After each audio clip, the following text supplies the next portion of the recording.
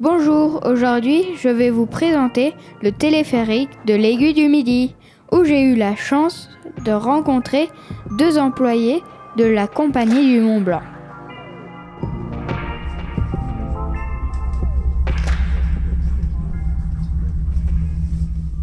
Ce que vous entendez, c'est le son du téléphérique.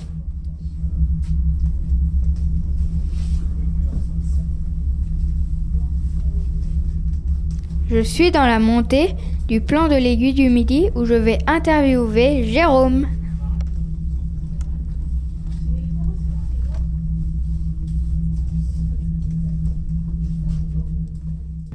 Bonjour Jérôme.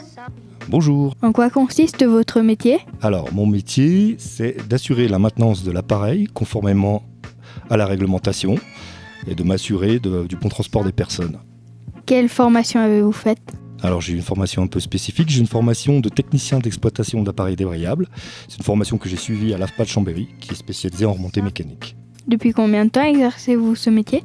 Alors, sur le site de l'Aiguille du Midi en lui-même, ça fait 17 ans. Mais j'ai également travaillé en domaine skiable auparavant. Pourquoi avez-vous choisi ce métier ? Alors, ce qui m'a amené à ce métier, c'est principalement mon amour de la montagne. Ok. Qu'est-ce que vous aimez le plus dans ce travail ? Ce que j'aime dans mon travail, c'est la diversité en fait, des actions qu'on effectue. La diversité parce qu'on touche un peu à tous les domaines, que ce soit pneumatique, hydraulique ou mécanique. Et cette diversité fait en sorte qu'au quotidien, notre travail est intéressant. Quels sont les problèmes que vous rencontrez le plus souvent ? Alors le plus souvent, c'est un appareil quand même qui fonctionne énormément, qui a très peu de panne.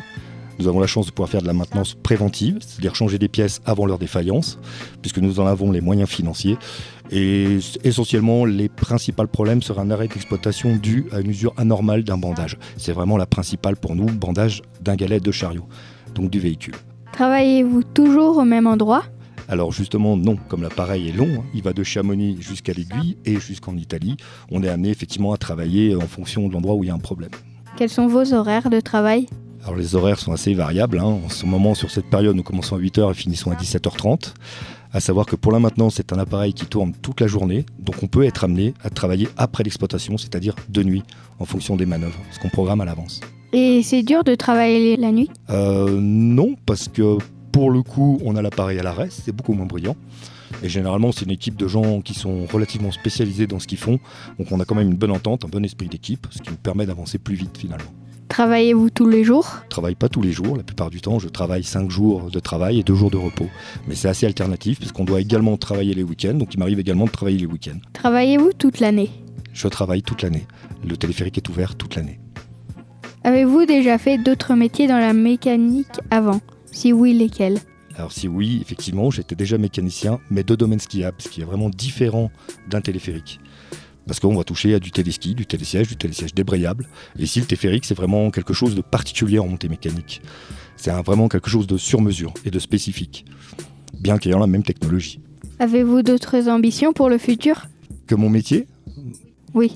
Pourquoi devrais-je en changer ? J'adore ce que je fais. J'ai un beau bureau, personne n'a le même que moi. Quelle qualité faut-il pour faire ce métier ? Je pense qu'il faut être très rigoureux. Il faut être très rigoureux et ne pas s'aventurer à essayer de faire quelque chose qu'on ne maîtrise pas.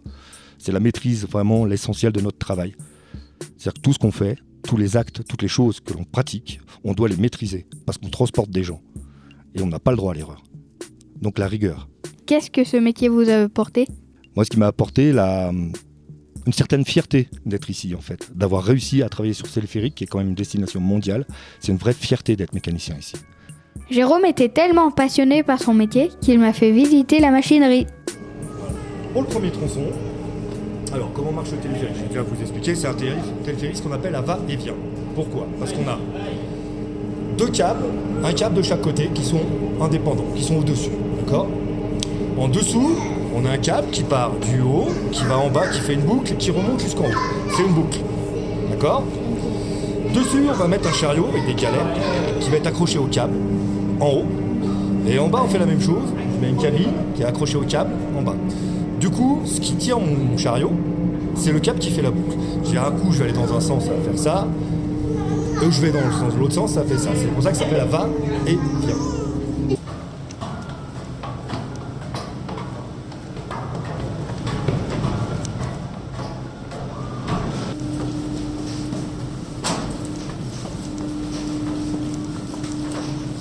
Tu vois comment ça marche? Ouais.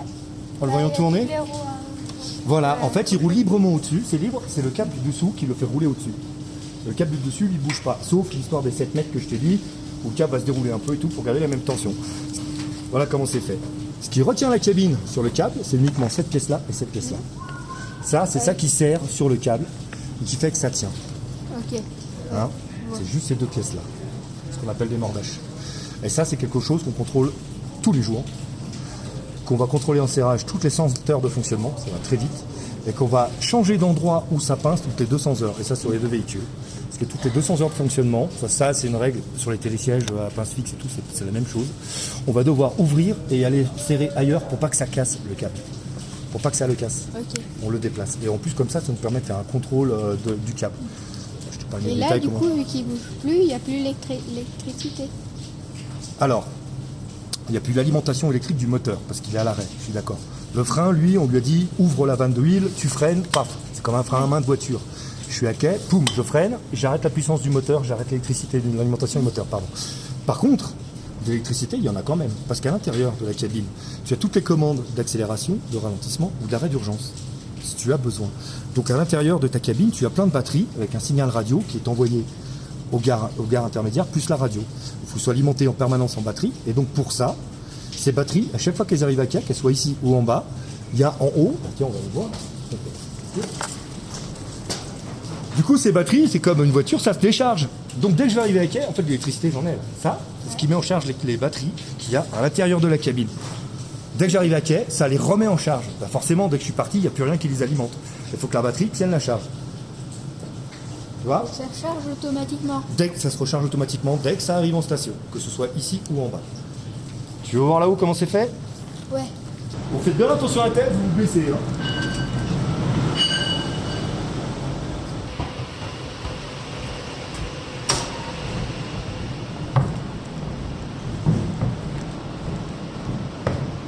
Tu vois ce que je te disais sur la poulie qui avance et qui recule? C'est celle-là. Tu vois, elle va rouler sur ces deux rails et ça, c'est mon gros vérin qui est là. Si, peut-être les sources d'énergie. Alors, ouais, si on a un truc spécifique quand même à l'aiguille du Midi, c'est que l'EDF, l'électricité de France, te fournit à tout le monde du 20 000 volts. D'accord? Oui. Nous, il nous fournit du 20 000 volts, c'est au-dessus des pèlerins. Tu sais, les pèlerins en bas, Chamonix. Ouais. Et on a un transformateur, on en est propriétaire, on va transformer ce 20 000 volts en 15 000 volts. En bas, d'accord? Aux pèlerins. Et tout ce courant de 15 000 volts jusqu'à l'aiguille du Midi, jusqu'ici, c'est nous qui entretenons la ligne de haute tension. On en est propriétaire. D'accord? De la ligne haute tension. De la maintenance également. Donc on a du 15 000 volts. J'ai mon courant principal. Si j'ai le moindre souci d'orage ou quoi, je suis capable d'alimenter l'ensemble des machineries en haut et en bas avec des groupes électrogènes à la place du 15 000 volts, si je n'ai plus de 15 000. Ok. On a des gros transformateurs de courant électrique, voilà, qui sont ici, parce que ça arrive en 15 000 volts, nous on va le transformer en 500 volts pour nos moteurs et 220 pour le bâtiment. C'est tout ce qui est là-bas, donc c'est une armoire. Mais si jamais je n'ai plus de courant, parce que j'ai un problème sur ma ligne à haute tension, dû à l'orage ou ce que tu veux, parce que ça arrive fréquemment, on est capable, avec ces deux groupes électrogènes, de produire notre propre courant pour alimenter les moteurs et le bâtiment. Sachant qu'un seul moteur suffit à faire tourner l'installation. Oh, ouais. Et nous, on en a deux. Il fait chaud là-dedans, pourquoi? Bah regarde, tu mets ta main. Là, ici, mets pas ici, là-dessus. Tombe pas. C'est chauffé en permanence. C'est chauffé en permanence, pourquoi? Parce que si on en a besoin, c'est automatique, ça va tout de suite démarrer, poum, on peut tout de suite produire du courant. Sans avoir besoin de préchauffer un moteur et de l'abîmer. Il est préchauffé en permanence à 50 degrés, on met le contact tout de suite, ça se fait automatiquement, poum, on produit le courant et on continue à exploiter. C'est pas mal ça. Voilà. Bon, on a fait un peu le tour, je vais éviter d'en faire trop parce qu'après vous allez avoir la tête comme ça. Merci à Jérôme pour cette visite passionnante où j'ai beaucoup appris.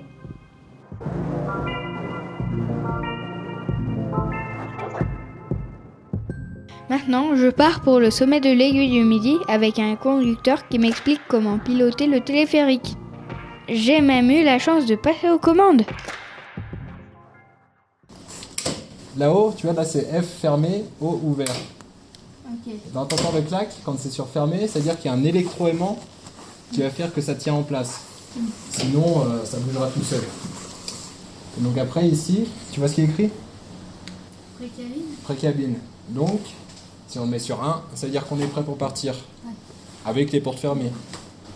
Ici, on a les boutons pour monter et accélérer. Si on est à la descente, voilà.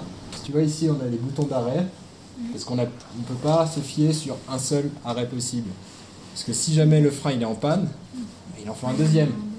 Et si le deuxième est en panne, on arrête l'électrique.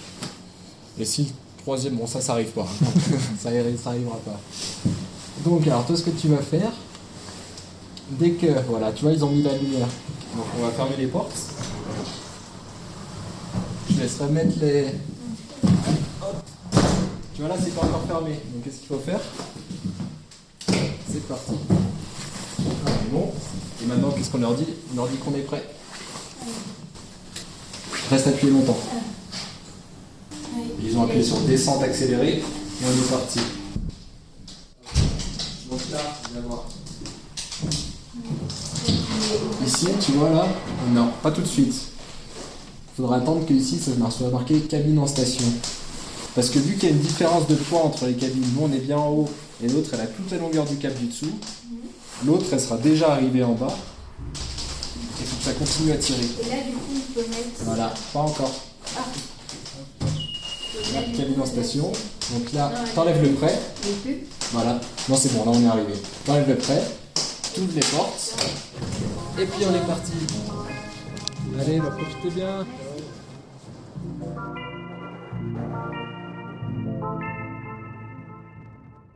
Un grand merci à la Compagnie du Mont Blanc de nous avoir permis de faire ce reportage. Et surtout, merci à vous d'avoir écouté. À bientôt!